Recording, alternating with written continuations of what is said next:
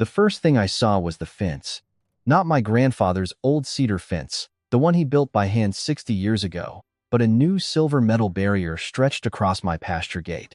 Orange netting hung from the posts, and a glossy HOA sign was bolted in the center. Future Community Greenbelt, no trespassing. I sat in my truck, staring at those words.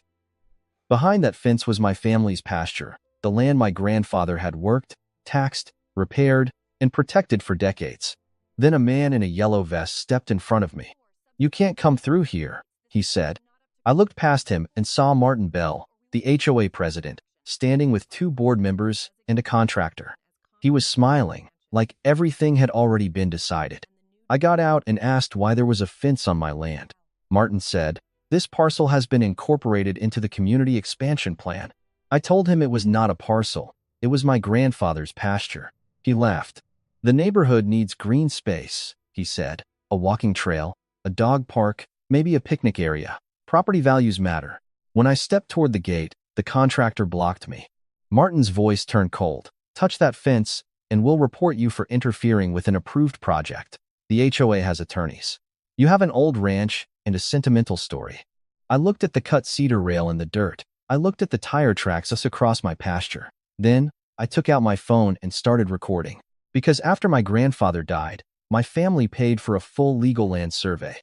And that survey was about to shut down Martin's entire expansion plan. I never thought of that pasture as valuable real estate. To me, it was just home. It was the open land behind our ranch house, where my grandfather kept horses after he retired, where my father taught me to drive an old tractor, and where my grandmother used to sit in a folding chair at sunset. My grandfather bought that land long before the HOA existed. Back then, there were no matching mailboxes, no newsletters, no complaints about fence colors. There was only dirt road, pasture grass, cattle fencing, and a small white ranch house he built after coming home from the service. He was not rich. He was careful. He kept every receipt, paid every tax bill, and believed boundaries mattered. When the subdivision was built next door, I tried to be reasonable. Families moved in. Kids rode bikes. I waved when I passed. But the HOA board never saw our ranch as a neighbor's property. They saw it as an unfinished project. They complained about our barn color, even though the barn was not in their subdivision. They called our cedar fence an eyesore. They complained about tall grass on agricultural land they did not own. I ignored most of it because I did not want to spend my life fighting over paper. Then Martin Bell became HOA president. The letters changed. Suggestions turned into orders. He talked about community standards, visual impact, and improvement goals. Once, he told me my pasture was wasted space, and the neighborhood would benefit if it became something useful. That was when I realized he truly believed my family's land was negotiable. But that pasture was not empty space to me. It was privacy. It was history. It was the last buffer between my kitchen window and a neighborhood that already thought it could comment on my property. And maybe that is something every homeowner should think about. Sometimes it starts with a complaint. Sometimes it starts with a letter. Sometimes it starts with someone calling your land ugly or unused. But if you do not protect your boundary, someone else may try to move it. So I kept everything. My grandfather's deed, the tax records, the old survey, the county parcel map. I did not know when I would need them. I just knew that land had survived droughts, storms, debt, and developers knocking on the door with offers my parents refused. I was not about to let an HOA president with a clipboard steal it behind a shiny new fence. The official notice arrived on a Thursday morning. It came in a white envelope with the HOA logo on top, even though I was not part of their HOA. The title said, "Notice of Community Land Reclassification." According to the letter, the pasture behind my ranch had been visually and functionally incorporated into the neighborhood's common landscape area. The board had voted to include it in a future Greenbelt project because it affected neighborhood appearance, access planning, and shared residential value. I read the line twice. Then I saw the words that made my stomach turn. Resident use. They were not asking to buy it. They were not asking for permission. They had simply voted in a private meeting and decided my grandfather's pasture now belonged in their plan. I called the HOA office and said there had been a mistake. That land was private agricultural property. It had never belonged to them. The woman on the phone said, "The board has already reviewed the matter." I asked for a deed, an easement, a recorded agreement, anything that gave them the right to touch my land. She told me I would need to submit a written request. 3 days later, I got my answer. Not in writing. In steel. I came home and found 2 contractor trucks near the pasture gate. A skid steer had scraped a wide scar through the grass. Orange paint cut across the ground where my grandfather's cedar fence used to run. One section of that fence had been sawed out and thrown aside. Then I saw the little oak tree my father planted after my grandmother died. It was bent sideways, roots exposed, crushed by tire tracks. That was the moment it stopped being a land dispute. That was the moment it became personal. I walked toward the workers and asked who gave them permission to be there. One of them pointed toward the road, where Martin Bell was getting out of his SUV with 2 HOA board members behind him. Martin looked pleased with himself. I asked why his contractor had cut my fence. He said, "We gave you notice." I told him notice was not permission. Martin pulled out a color rendering of the project. It showed a walking trail through my pasture, a dog park near the drainage ditch, picnic tables under trees that did not belong to him, and a sign that read, Bell Ridge Community Greenbelt. In the corner, my land was labeled HOA Expansion Parcel. I said, "That is my family's ranch." Martin smiled. "Your family has left this area underused for decades," he said. "Residents pay good money to live here. They should not have to look at broken fencing and unmanaged pasture." I asked who signed off on the boundary. His smile faded. "Our development consultant reviewed it," he said. I asked if that consultant was a licensed surveyor. He did not answer. Instead, he stepped closer and lowered his voice. "If you interfere, the HOA will pursue delay damages. We have deposits paid, resident approvals, and legal counsel." Then he pointed toward my house and added that the board could start reporting the barn, the fence, and the old vehicles near my shed to the appropriate agencies. That was when I understood. This was not about green space. It was pressure. Martin thought, if he acted official enough and moved fast enough, I would get scared before I could stop him. Every part of me wanted to pull those posts out of the ground. But that was exactly what he wanted. He wanted me angry. He wanted me reckless. He wanted a photo of me tearing down a fence so he could call me unstable at the next HOA meeting. So I did not touch anything. I took out my phone and recorded the equipment, the damage, the map, the sign, and Martin standing beside it all. He laughed and said, "Record whatever you want. It will not change the vote." Maybe not. But when I asked one last time for the legal document that gave the HOA the right to enter my pasture, Martin only tapped his folder and said, "You can ask our attorney." That answer told me everything. They did not have proof. They had confidence, a bad map, and a board president who believed nobody would challenge him before the fence became permanent. So I got back in my truck and made one promise to myself. I would not yell. I would not threaten. I would make him prove every single inch. That night, I did not sleep much. I sat at my kitchen table with the blinds half closed, and every document I could find spread out in front of me. Outside, I could still see the orange construction netting near the pasture gate, glowing under the porch light. But I knew better than to tear it down. Martin wanted emotion. I needed records.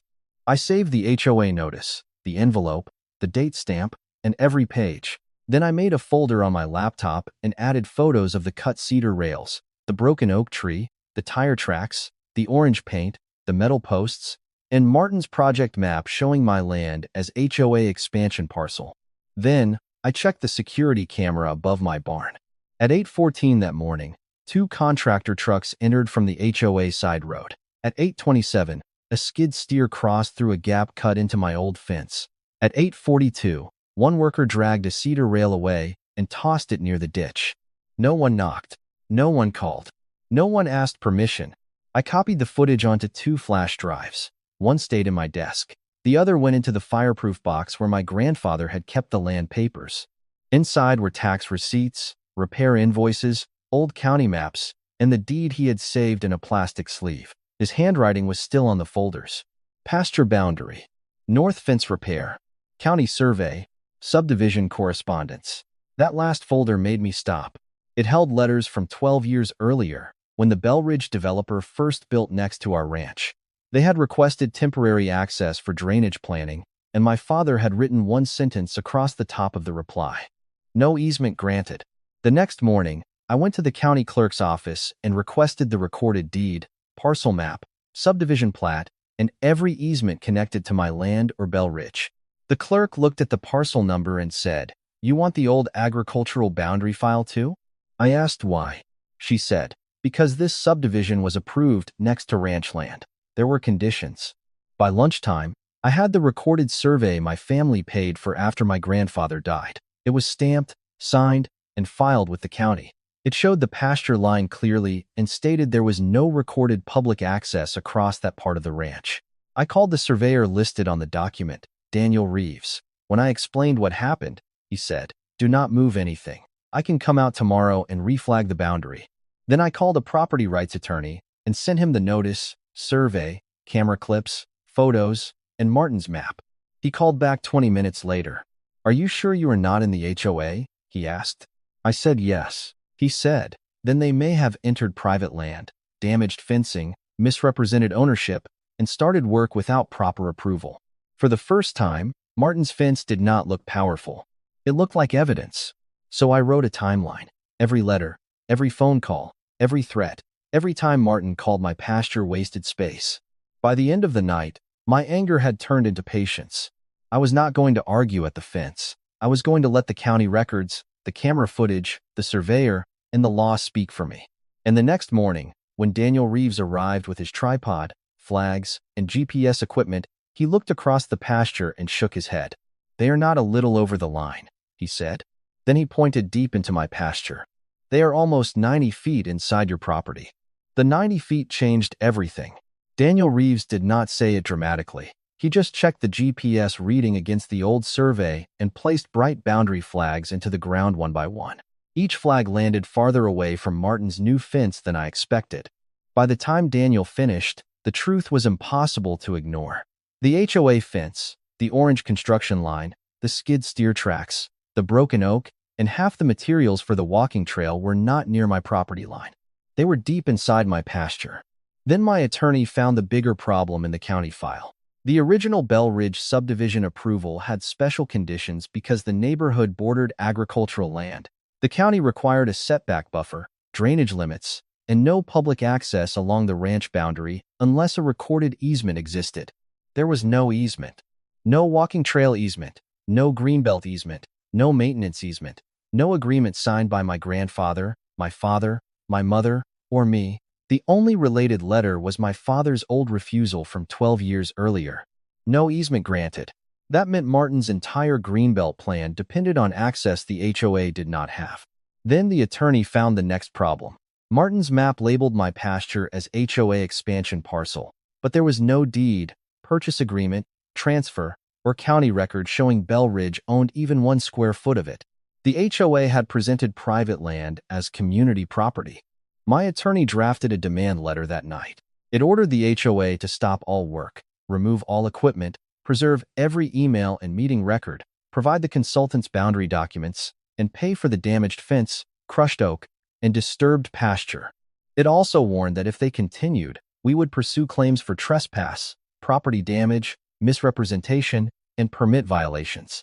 The letter was not emotional. That made it stronger. When Martin received it, his tone changed fast. The man who had laughed at me by the fence suddenly called it a mapping misunderstanding. He said nobody intended to take my land. He said the HOA had acted in good faith. But good faith did not cut my fence. Good faith did not crush my father's oak tree. Good faith did not rename my grandfather's pasture as an HOA parcel. And good faith did not explain why Martin threatened me with delayed damages when I asked for proof. 2 days later, my attorney sent everything to county planning and code enforcement: the recorded survey, field measurements, camera footage, HOA notice, Martin's map, and the subdivision approval conditions. That was when the power shifted completely. Martin could no longer hide behind a board vote. The issue was now what the deed said, what the survey showed, what the county had approved, and what the law allowed. He tried one last move. He emailed that the HOA would pause construction as a courtesy while they reviewed the matter. My attorney replied with one sentence: "You are not pausing as a courtesy. You are ceasing unauthorized work on private property." After that, nobody from the HOA came back to the pasture. The metal fence still stood there for the moment, shining in the sun like a monument to Martin's mistake. But now every post was evidence. Every tire track was evidence. Every orange paint mark was evidence. And the document that mattered most was not his board vote, not his consultant's drawing, and not his threats. It was my family's recorded land survey. The county inspector arrived on a Monday morning. He did not come alone. Behind his white county truck were a code enforcement officer, Daniel Reeves with his survey equipment, my attorney, and a sheriff's deputy asked to keep the peace. None of them cared about Martin's shiny fence or the words "Future Community Greenbelt." They cared about the records. Martin arrived 10 minutes later with 2 board members behind him. His confidence was still there, but this time it did not reach his eyes. The inspector opened the county plat on the hood of his truck. Daniel pointed to the recorded boundary, then pointed to the fence. The inspector checked the GPS markers and looked at Martin. "This fence is on private agricultural property," he said. Martin started talking fast. He said the HOA had relied on a consultant. He said the board approved the project. He said residents wanted improvements. The inspector cut him off. "Your board vote does not create ownership." Code enforcement photographed the cut cedar fence, damaged ground, orange paint, stacked materials, and crushed oak tree. Then the officer asked for the permit number tied to the grading work. Martin handed over a folder, but the permit only covered common area improvements inside Bell Ridge, not work on my land. The sheriff's deputy took notes while my attorney explained that no easement existed, no access agreement had been signed, and no document gave the HOA permission to enter the ranch. When Martin called me difficult, the deputy asked, "Did he give written permission for this work?" Martin looked away. "No," he said. Then the contractor arrived. His face went pale when he saw the officials. He claimed he had followed the map the HOA provided. My attorney handed him the project rendering labeled HOA Expansion Parcel. The contractor stared at it, then looked at Martin. "You told us this was yours," he said. That sentence hit harder than anything I could have said. By noon, the county issued a stop work order on the Greenbelt expansion. Code enforcement opened a file for unauthorized grading and possible permit violations. The inspector requested the full HOA project packet, including meeting minutes, consultant drawings, contracts, and every document used to justify the boundary. Martin argued it was just a minor mapping issue. The inspector looked at the fence, the tire tracks, the damaged tree, and the survey flag showing 90 feet of trespass. "This is not minor," he said. A week later, the HOA held an emergency public meeting. I sat in the back with my attorney while Martin tried to explain why the community park had been shut down. First, he blamed the county, then old records, then the contractor. But when my attorney displayed the recorded survey, the room changed. Residents realized their dues had funded a project on land the HOA did not own. They realized the board had signed contracts, paid deposits, and threatened me before confirming the property line. One woman asked if Martin had obtained a legal survey before construction began. He did not answer. Another resident asked how much the mistake would cost. Martin looked down at his papers. And for the first time, the man who told me I only had an old ranch and a sentimental story had to sit in silence while the law spoke louder than he ever could. The fence came down 10 days later. This time, the crew entered only after my attorney confirmed the removal plan in writing. A sheriff's deputy stood nearby, and Daniel Reeves watched from beside the survey flags as every metal post came out of the ground. No one called it a greenbelt anymore. They called it what it was: private property. The HOA had to remove every panel, post, roll of orange netting, and stack of trail material from my pasture. They paid for the damaged cedar fence, the grading repair, the reseeding, and the replacement of my father's oak tree. They also reimbursed my initial attorney fees because fighting the case would have cost them far more. The county suspended the Bell Ridge expansion plan until the HOA submitted corrected drawings, a valid survey, and proof of ownership for every inch they planned to improve. Since they had no easement across my ranch, the walking trail was removed completely. The contractor's insurance covered part of the damage, but the licensing board still opened a complaint because they had started work without verifying the boundary. At the next HOA meeting, residents demanded to know why their dues had been spent on a project based on a map nobody checked. Martin Bell resigned before they could vote him out. He sent one final email saying he only wanted to improve the community. I did not reply. A week after the last post was hauled away, I rebuilt the pasture gate with new cedar rails. I kept one old rail from my grandfather's fence and set it above the latch. Then I added a small sign beside it. Private property, survey on file. The pasture looked scarred for a while. The grass had to grow back. The oak would take years to replace what was lost. But the land was still ours. I did not win because I yelled louder than the HOA. I did not win because I threatened Martin back. I won because my family kept records, respected the law, and never let a shiny sign rewrite a recorded boundary. So if an HOA, a neighbor, or a developer ever tries to tell you your land is not really yours, do not start with anger. Start with the deed. Start with the survey. Start with the evidence. And if this story made you think about your own property line, leave a comment with what you would have done. Share it with someone who needs to hear it, and subscribe for more stories where the quietest person in the room has the strongest case.